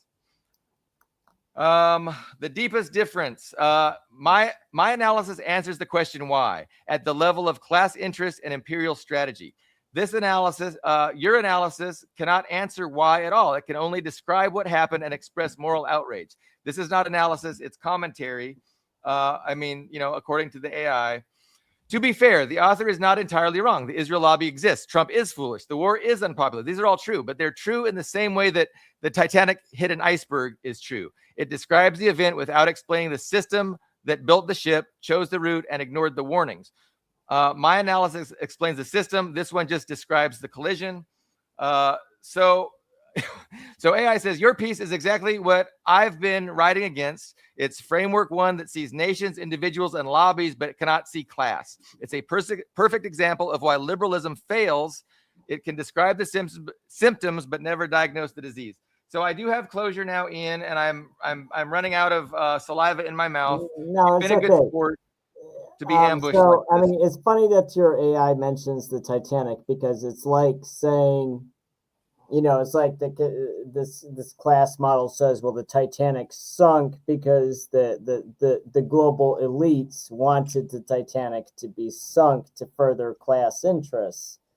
Well, I would say no, the Titanic sunk, for a variety of reasons, because there was bad training, because there was a series of personal and institutional mistakes that led to this perfect storm of events that led the Titanic to being sunk. I wouldn't just say it was a conspiracy because the global elites wanted the Titanic to be sunk. And that sounds like what you're saying. They wanted the Titanic to be sunk because it would benefit class interests. And I would say no. I think you're missing the point of AI. I can respond if you'll let me, but no, it's okay. I just want to respond to what was said. Because they say, oh, well, it'll benefit Western. This is what bothers me about that whole AI analysis. It's like, well, it benefits Western hegemony. No, this war with Iran is not helping Western hegemony. It'll destroy hegemony. It'll totally destroy. If there's a very, it might best case scenario help Western hegemony if it works. But I don't think these general. I was in the military. You were in the military. We both know these generals are not stupid. They're telling Trump this is a bad idea. There's a very high chance this won't work. And the reason why is because if this fails, if we fail to defeat Iran, it's worse than failing to defeat Russia or China, because Russia and China are global superpowers. You can be like, okay, we can understand. They're very powerful countries. You didn't quite get what you wanted with them, but Iran is not considered a powerful country, so losing a war against them would destroy Western hegemony. So I don't understand this idea, oh, well, it's meant to benefit Western hegemony, when it's like, no, it's terrible for Western hegemony. It's incredibly stupid and destructive war. If you're, just imagine yourself in the shoes of a literal white nationalist, Nazi, European supremacist, whatever. Just imagine yourself in the shoes of that person. How could you possibly say going to war with Iran, your soldiers being killed, your bases being destroyed, all this risk? How does that help Europe? How does that help Western civilization? What does that do for Western hegemony to go to war with Iran? Well, we talked earlier about the importance of Iran on the grand chessboard, and I've already explained it, right? That's my point of frustration. It helps Israel. Yes, Israel, Zionists, Jews want Israel destroyed. But if you're a guy in France, you're a guy in England, you're a guy in the USA, you could say, well, we could just make a deal with Iran. Hell, Hitler literally made a deal with Iran. It's like, oh, we can be allies. What is? This is my confusion. It's just like, and actually,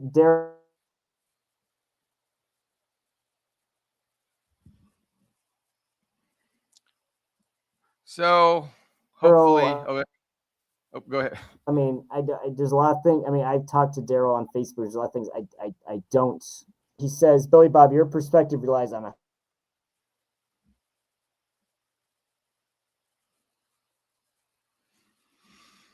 Yeah, I wonder, is it my internet cutting out or your internet? Because from my perspective, you're frozen. But can you hear me now? It's probably my internet. Yeah, my internet's cutting out. That's better. You can hear me now. Okay. Yeah. It's very bad from an Israeli person. I mean, it's very frustrating to see you and several other people here saying that nationalists perspectives don't matter, because from an Israeli perspective, attacking Iran is great. From an American or a white nationalist or a Western supremacist perspective, it's a terrible thing. So can I respond? Let me respond. Yeah. I hear what you're saying, go ahead. and I think there's a couple of very good responses. I mean, you could say the same thing about Ukraine, right? Like, it was really great for Ukraine to start this proxy war against Russia. And I don't think that's true. And I think we might, if Ukraine won, what you said would be true. If Ukraine beat Russia, it would be good for Ukraine, but they're not. And so if Israel beats Iran, if the United States and Israel beat Iran, it will be good for Iran. But the U.S. is prepared to sacrifice Israel as their proxy, just like they're prepared to sacrifice Ukraine. And so, to me, it makes perfect sense. It coincides perfectly with everything I said and everything I think, that, we're in this struggle and we engaged in a war. It may benefit Israel, but ultimately, this war is not being fought for Israel. It's being fought for Western hegemony. And of course, Israel is an asset. It's an appendage of Western imperialism, just like the Gulf states are. And the question is, is Iran going to be able to do what Russia did and withstand this proxy assault by Western imperialism? That's the question. And I'm optimistic that they are. But you said a bunch of other things I wanted to respond to as well, but I've forgotten. What did you forget? Well, so I mentioned Israel, Western nationalism, Nazism. If you were just the most hardcore Western supremacist, this wouldn't make sense for you to do. I'm trying to jog your memory. Yeah, no, I mean, the point is, what I try and do is understand things from the perspective of the Western imperialists. They're a transnational oligarchy. They don't have loyalty to nation states. They have loyalty to themselves and their global hegemony. They use governments. They use people to further their own interests. And, we can get into the economics of capitalism and how, the demand for super profits and perpetual growth drives this kind of hegemonic effort. And so, when I think about what their interests are, again, it's control over every government, resource, and market on the planet, and it's about removing sovereign impediments, removing obstacles to their full spectrum dominance. The Pentagon wrote a paper saying our goal is full spectrum dominance of the planet. So, they are currently engaged in a decades long effort to secure their own interests on the planet. And the opposition to those interests are sovereign states. Iran is a sovereign state. They're the lowest hanging fruit. After Syria was taken out, after what happened in Venezuela, they're turning towards Iran. And this is big. It has huge implications because, it's one of the three largest, most powerful sovereign states that are resisting the dictates of Western imperialism. So Russia and China are the other two. But if Iran does get defeated and taken out of the chessboard, again, it's bad for humanity. It's bad for Russia and China. And it's going to be easier for the West to encircle those two and isolate them and work to destroy them. Again, I don't think any of that's possible. I'm asking you to understand from the perspective of the Western oligarchs, the strategic planners. You go to the think tanks. They hire these think tanks. They hire these academics. They hire these strategists to work for, for their class and to come up with global strategies for furthering the political and economic interests of the ownership class, of the billionaire class. And so that's who these think tanks serve. That's who pays these think tanks, and they come up with strategies. And so we can look, like Brian Berletic does, to all these documents that these think tanks have put out, and we can see that these strategies are playing out precisely as suggested. We see a continuity of agenda. So there's a continuity of agenda, and there's also a strategic sequencing where you can't go after everyone at once. You're thoughtful about it. You're thoughtful about your strategy for global domination. That's what's playing out. And it's global domination, not for you, Ian, not for the working class in the West. It's for the ownership class. It's for the wealthy elites of the West who have more loyalty to themselves than they have to any idea, any notion of a nationalist interest. Because when you talk about the nationalist interest, you're already being a dumb liberal, because there's no such thing as a national. There's two classes in this country, and the national interests of the oligarchs are not the national interests of the working class. Okay, and that's so tell me this. Okay, so tell me this. So if the USA is militarily defeated in Iran, how does that help the global capitalist ownership class? What does that do for them? No, it would be a serious loss. The stakes are very high. A serious loss. So why do it? Okay, so Ian, let me answer that question. Can I answer that question? I heard the question, and so to me, when I think about why they're doing it, and I try and put myself in the minds of these strategic planners and what they see, and I've written a lot about this. When the strategic planners look out over the planet and they see the rise of China, when they see Russia integrating economically with Western Europe, right, that is devastatingly threatening to their global hegemonic interests, right? So a united Eurasia is the ultimate thing that they've always in their literature opposed, right? I mean, this is the core of Brzezinski's, the grand chessboard. We have to keep the Russians out, Germany down, the US in, and Western Europe. So what is going on? What is driving them to this seemingly ridiculous behavior, this entirely illiberal behavior that trashes the entirety of the liberal world order that they've created since 1945, is the threat posed by rising China, number one, and also Russian integration with Western Europe, and Iran as being a sovereign power. So their whole thing is global domination, and what's pushing them to this crazy behavior that Trump is engaged in is the knowledge, is the certainty that if they don't do something drastic, ultimately China will just displace them. They will just get displaced, and they will lose. And they're losing this game. They see clearly that this game is being lost. They have to tear up the board. They have to overthrow the board and say, I'm not playing this game. We're going to play a different game, and I'm going to determine what that game is, and I'm going to determine it in such a way that we're going to win it. So that's exactly what's going on right now, Ian. Well,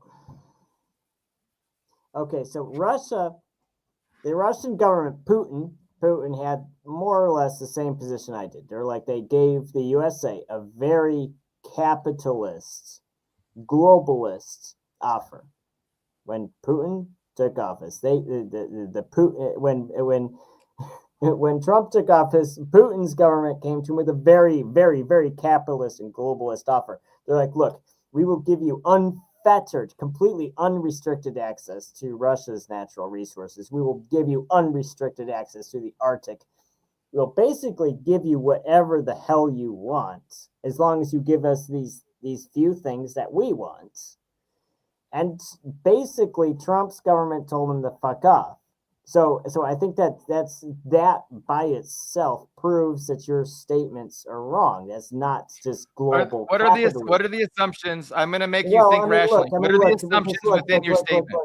Listen to me. Let me finish. So like Daryl's thing. So Daryl, because I've talked to both you and I've talked to Daryl on Facebook, and Daryl is basically like, it's the Jews, right? And you're saying it's this global capitalist class. It's like you are, it's like I'm more inclined to agree with Daryl at this point, because it's like you keep telling me, oh, it's a global capitalist class. Well, if it's a globalist capitalist class, why are they doing the opposite of what would benefit capitalists? Capitalists Okay. are not happy right now. So again, I just asked you the question and you kind of repeated yourself, but okay, go ahead. I'm asking you to think about within your thinking, because you just made a statement and then you made a conclusion. And I'm asking you, what are the assumptions that you're not even questioning within the statement and conclusion you just made? Okay, go ahead. What are they? No, well, okay, no, you just asserted that what's going on now can't possibly be in the interest of a global Western empire. And I'm saying that's a false assumption, because I think obviously what is going on now is in the interest, and I just explained why. You're just saying it's not, and I'm saying it is.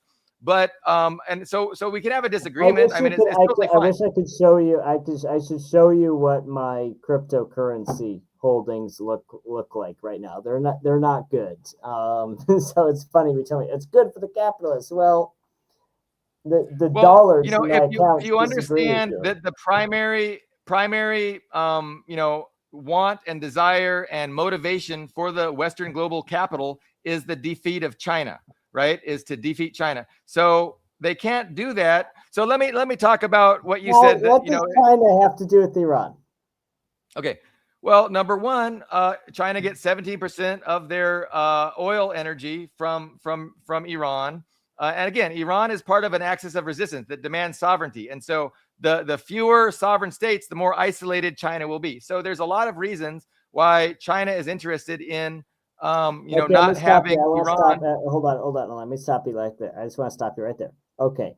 What if Trump came to Iran and said, we will make an act of Congress to permanently lift all sanctions on Iran forever. We will be your best friends forever. If you tell China to go fuck themselves, just don't sell oil to China. Do you think Iran would say no? So this is liberal idealism that you're engaging in, and so it's impossible How is it liberal idealism? So you told me, okay. I mean, you literally just told me that the goal. Can I explain? I'll explain why it's liberal idealism. I heard your question. So no, there's no such thing as a perpetual forever agreement, Ian. Like, that's stupid. Nobody's ever going to try and get a forever perpetual agreement. Okay, Iran would be very distrustful Let's say 10 of years. any kind of offer like that. But if it was honestly offered, it would obviously respond from a total different perception of what is going on from the perspective of the Western ruling class.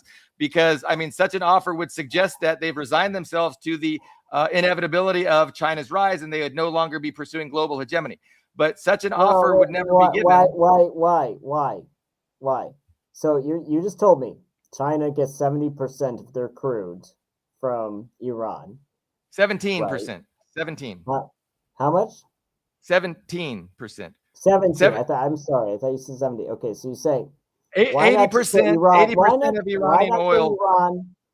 I mean, if the goal is to defeat China, why not just get every country that helps China on the USA side?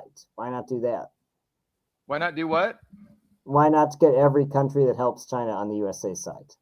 No, that's what they're trying to do. Why do you think Trump is trying to get Iran? It's the opposite of getting Iran on the USA side. Iran's not ever going to be on the USA side now. Why not?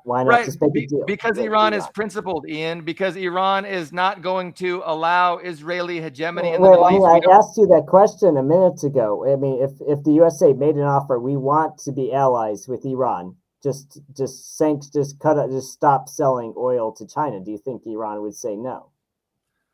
So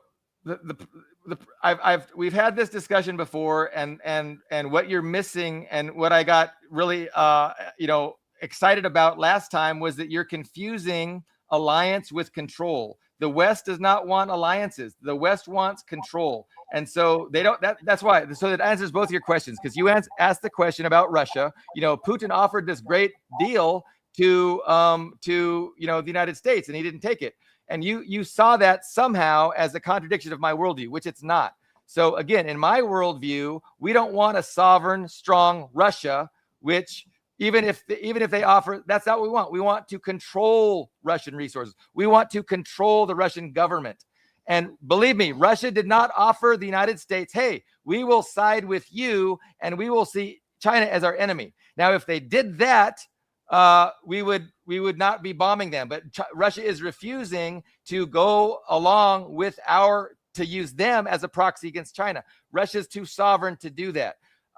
Same with Iran, right? So we want to have Iran agree to allow Israel to have their greater Israel, to control Palestine, and to allow the Abraham Accords. If Iran agreed to do that, we would be allied with them. They would be our ally. And that's why we want to put in the Shah's son, because we want them to be a compliant vassal that just allows Israel to have hegemony. They're principled. Iran is principled, and that's why they have to go. They're principled because they oppose Israeli greater Israel. They oppose not allowing a Palestine state, and so their principledness and their sovereignty is the reason we're attacking them. Just like the principledness and sovereignty of Russia is the reason we're attacking Russia. So they are not offering, Russia and Iran are not offering the United States what the United States demands, and for that reason they have to be attacked. I mean, just imagine you were playing, let's say you were playing a computer game right now. You were playing a map-based computer game right now, and you were playing as the USA, or the global capitalist class, if you prefer, and your enemy is China. You want to defeat China. Would you not, get your diplomats working to say, okay, well, to defeat China, I need to get Iran and Russia and maybe, 2 or 3 other countries to turn against China? Why would you not do that? No, you don't think they've tried? Like, that's what they're doing now. They're doing that right now. They did the opposite of. That's my problem with your argument. They did the opposite of trying. I mean, they didn't even try with Iran. That's what Trump's doing now. Like, what do you think? Why do you think? Listen to me for a second. Listen to me for a second. Imagine if they went to Iran and said, "We will lift all of the sanctions. We will give you all of your funds that we froze back." I mean, hell, they could say, "We'll give you $100 billion just for free. We'll just give you $100 billion and just cut off China and never trade with China again. And we'll give you all the money you want." Well, why don't they just do that instead of this war that doesn't even work and just puts Iran further into? There's no way Iran could guarantee that they're not going to trade with China. They would take the money and then they would turn around and trade with China. Then where would the U.S. be? Because they don't control the government. How could they not promise to trade China? I just don't see how you could make that argument. I mean, it's about like control. We will give you all of your money. We'll give you, that $300 billion in frozen funds. We'll give you all of that. That would give control to Iran and take it away from the United States. That would be giving sovereignty to Iran. And you don't understand that? I understand how you can make this argument that's like, on one hand, you're saying it's like, oh, it's all about China. Then they're going to say it's not all about China. Well, which is it? I mean, if they want to defeat China, why not make deals with these countries that would help defeat China? So it's like, that's what they're trying to do. But they've realized that Iran is principled and Iran's not going to sell themselves out. They didn't even make the effort. They didn't even make the effort. I mean, I don't even see evidence. They have tried. They have tried to make. They have tried to get Iran to allow, again, I told you, what the U.S. demands from Iran is that they allow Israel to be the hegemon in the region. They demand that Iran stop providing. What does Israel have to do with U.S.? It's the grand chessboard. Everything is interconnected. It's the grand chessboard. Israel is the West's, stationary aircraft carrier in the most important resource-rich, region on the planet. And so we're not going to just give control to Iran because they agree. Yeah, we promise we'll never trade again in perpetuity. And then we don't have any control. We our bases out. And then what's to keep Iran from changing their mind when they have the next election? Why would Iran change their mind if they're friends with the USA? Why would Iran? Because they already have we already gave them the house. We already gave them a regional superpower status. That's what you're saying. We give them all the money. We take away the sanctions. I'm sure. They can continue to wage war against Israel. They can continue supporting the Palestinians. They can continue supporting Hamas. They can remake the region in their interests. And so we would never do that. Like we have global ambitions and we have regional interests in every region. And so when you're thinking about these things and you're wondering, well, why don't they just do this? I'm trying to explain to you why that doesn't make any sense. So we want Iran. We want Iran to turn against China. Billy Bob, Go I ahead. don't want to tarnish your opinion of Iranians, but I would bet you any amount of money if the USA came to Iran and said, we will make you the regional superpower. If you tell China to fuck off, they absolutely would. I mean, I'm sorry. Right, but if they were the superpower, what would that do to U.S. hegemony in that region? If Iran is the global superpower, what would happen to U.S. Hegemony, U.S. power? It would displace U.S. power. Iran would be and we couldn't do anything because why Iran would it would be. displace U.S. power? Why would it If displace? Why would Iran, it displace if U.S. Iran power? is economically strong and continuing to support the Palestinians and Hezbollah, how would that weaken the United States? Why would that weaken the USA? If Iran, because the USA's power in that region is number one Israel, and then number two these Gulf monarchs. I'm gonna channel my inner Tucker Carlson. I'm gonna channel my inner. What does Israel have to do with things? What if we said, okay, Iran, we will give you dollars. You will be a dollar economy. You will be, the USA's like regional best friend. So how would Ian, that hurt let the USA?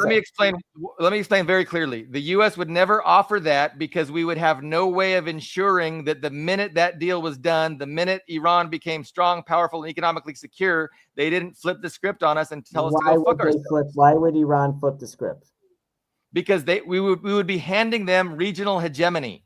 We would be handing them control in the Middle East. We're not going to do that. We have a lot of power, a lot of control in the Middle East right now. What's wrong with, from the standpoint, just throw away Jews and Israel from it. From the American standpoint, why is it bad to give Iran hegemony? Just say, you know what, you are going to be like our best pal. You're going to be our regional partner in the Middle East. You can control the Middle East, do whatever you want in the Middle East, just trade in dollars and respect American hegemony and don't trade with China.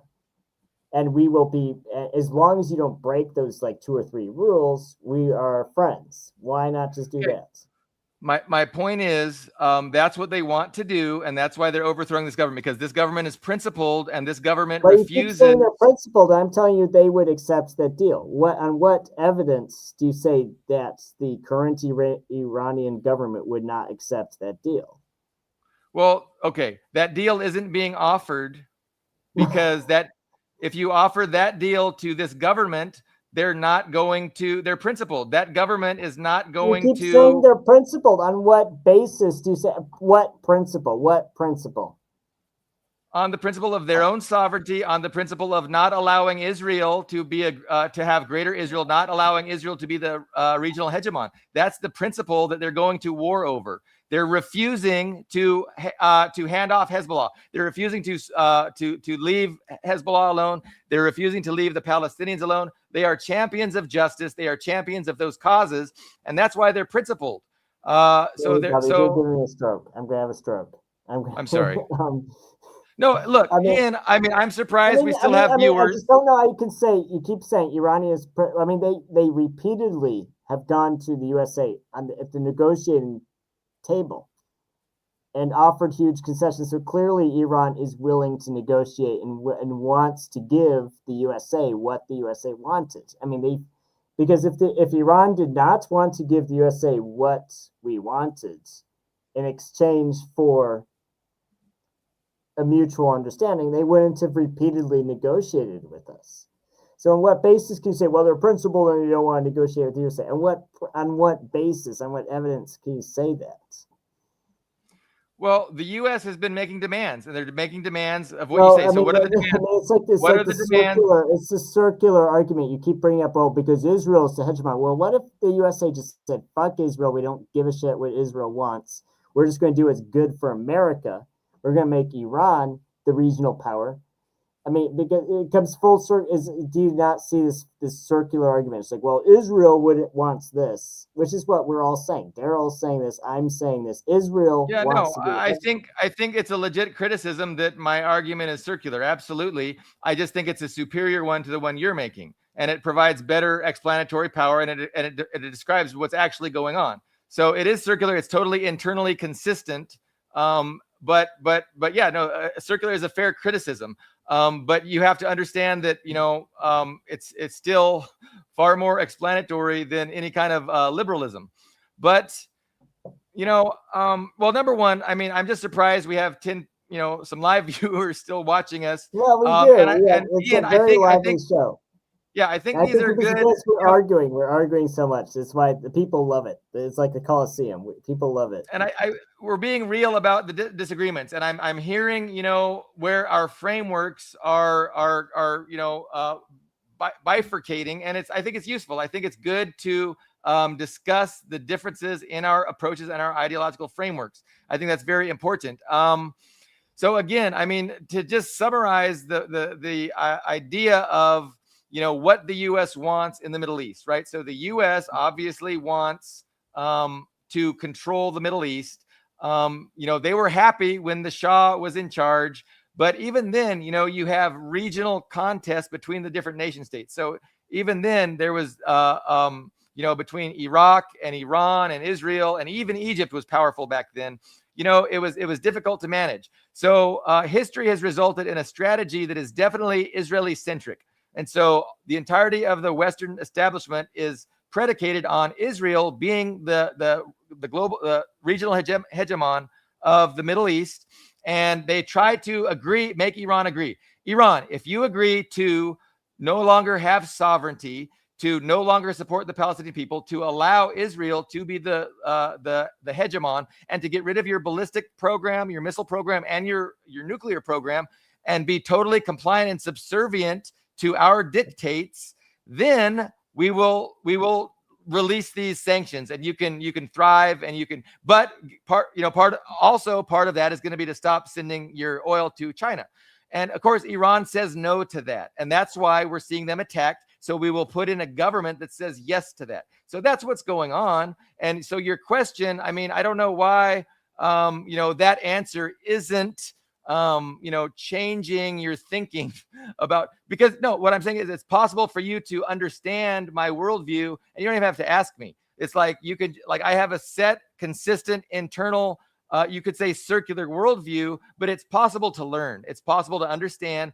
And that way you don't even have to ask questions. You just already know. And so part of this discussion is like explaining that to people and trying to get people to understand this different perspective of seeing things, where I say it makes total and complete sense of what's actually going on.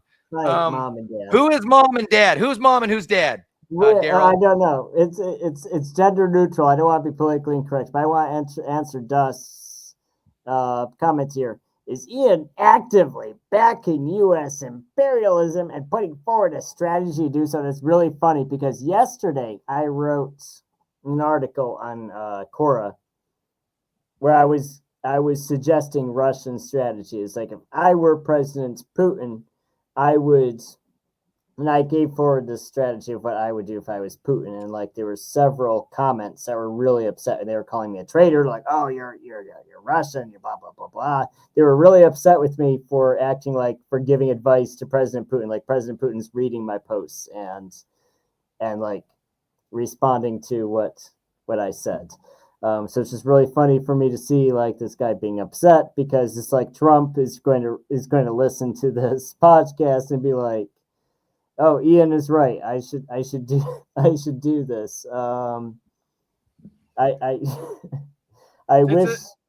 I wish Trump would watch this podcast and take my advice. I will say that. I wish he would listen to what I'm saying.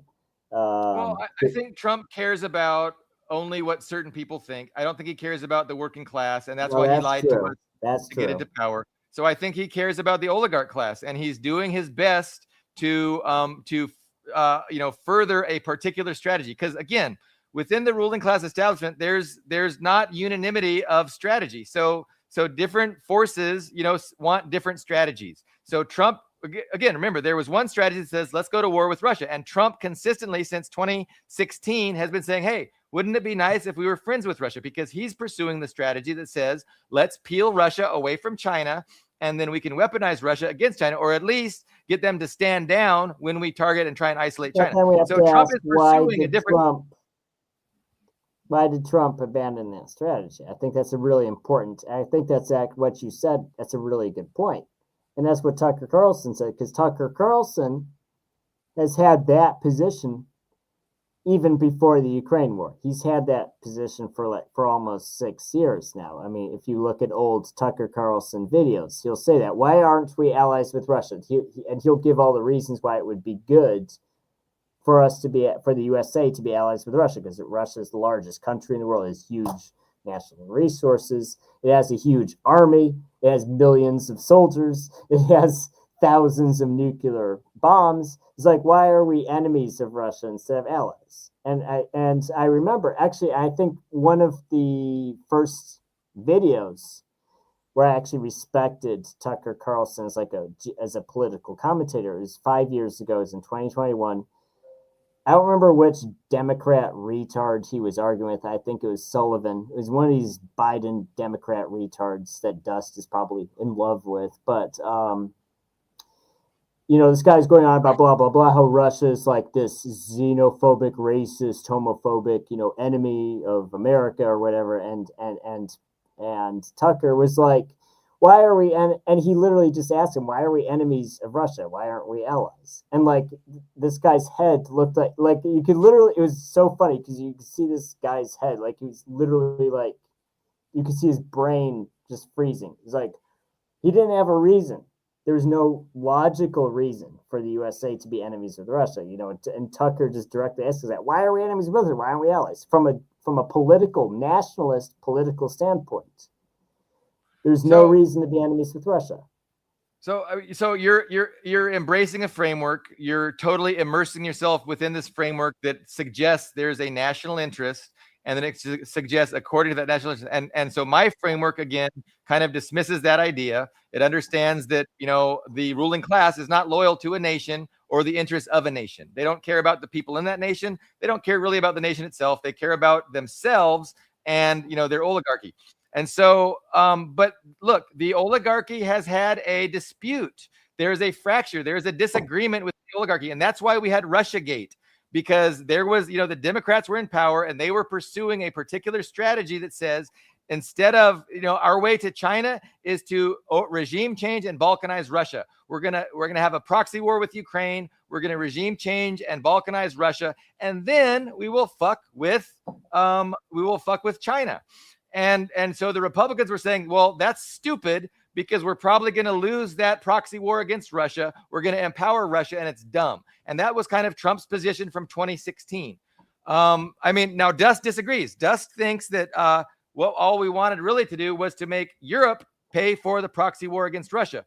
And so, that's great analysis. And, I would have to consider that because I might be misleading to think that Trump actually wanted to be friends with Russia as opposed to just forcing. It's called the division of labor, to have Europe, pull their weight in a fight against Russia so we can focus on China. That's definitely a more thoughtful analysis. Dust, good job. We're going to have you back and we'll discuss more. But, so reality is complicated, but and we try and make sense of it. And there's different frameworks that we can utilize to understand things. And I'm saying that the liberal framework just is not going to result in any kind of actual understanding. You have to understand the dynamic of class and oppositional class interests. And that explains, again, why Europe suicided itself, why the U.S. just attacked Iran. It's not just about Israel. That's a silly analysis, but it's the only one that you can come to if you are only looking at things through this liberal framework. You have to escape liberalism, recognize that there's alternative ways of perceiving things, and then learning this other view, and then it helps to explain things. And so Americans, are really incapable of understanding that entire concept. Americans are just liberals, and they think that that's common sense, and there's no other way to explain things. And then when you try to explain things from this different perspective, their responses are hysterical. Like they just don't get it. And so, again, I've been writing about this a lot. I think it's important. I think we need to educate people about how liberalism is designed not to give you understanding, but to perpetuate the status quo and help the oligarchic elite pursue their interests without the working class coming together and saying, hey, that's not our interests, you fuckers. You're the problem. Don't try and convince me Russia's the problem. Don't try and tell me China's the problem. It's you fucking oligarchs and your transnational empire, your transnational, I guess empire is the best, your transnational oligarchy that is the actual problem. Liberalism misses that. Liberalism is, it just results in confusion. People have no idea what's going on, and then they imagine certain things are taking place. It's the Jews. Israel has captured the United States. Like, these are things that do not explain reality. They are only conclusions that come from a total misunderstanding of reality. So, that's my general point. And I think it's very important. Like, you can tell, I think it's important, and I'm yelling in my microphone to put this out there and to try and help people understand what is going on. And so it's a sad state of affairs. It's generations and generations of liberal indoctrination, not that different from how Christianity was indoctrinated to perpetuate feudalism and the ruling class of the church and the hereditary monarchy.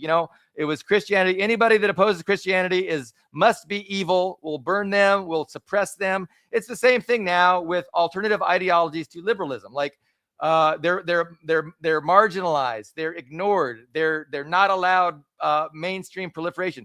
And it's actually to, keep us suppressed, keep us confused, and making sure that they can do what they want around the planet with impunity. And what they want is clear. It's global hegemony. It's defeating Russia, defeating China, starting with Iran.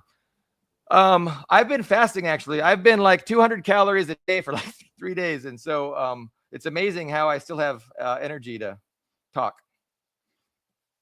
Oh, you've frozen. I thought you were listening intently. I was so happy. Wow, he's really listening. You were frozen. Hopefully you can come back and we can wrap it up. I mean, I know we've been going for 2 hours. But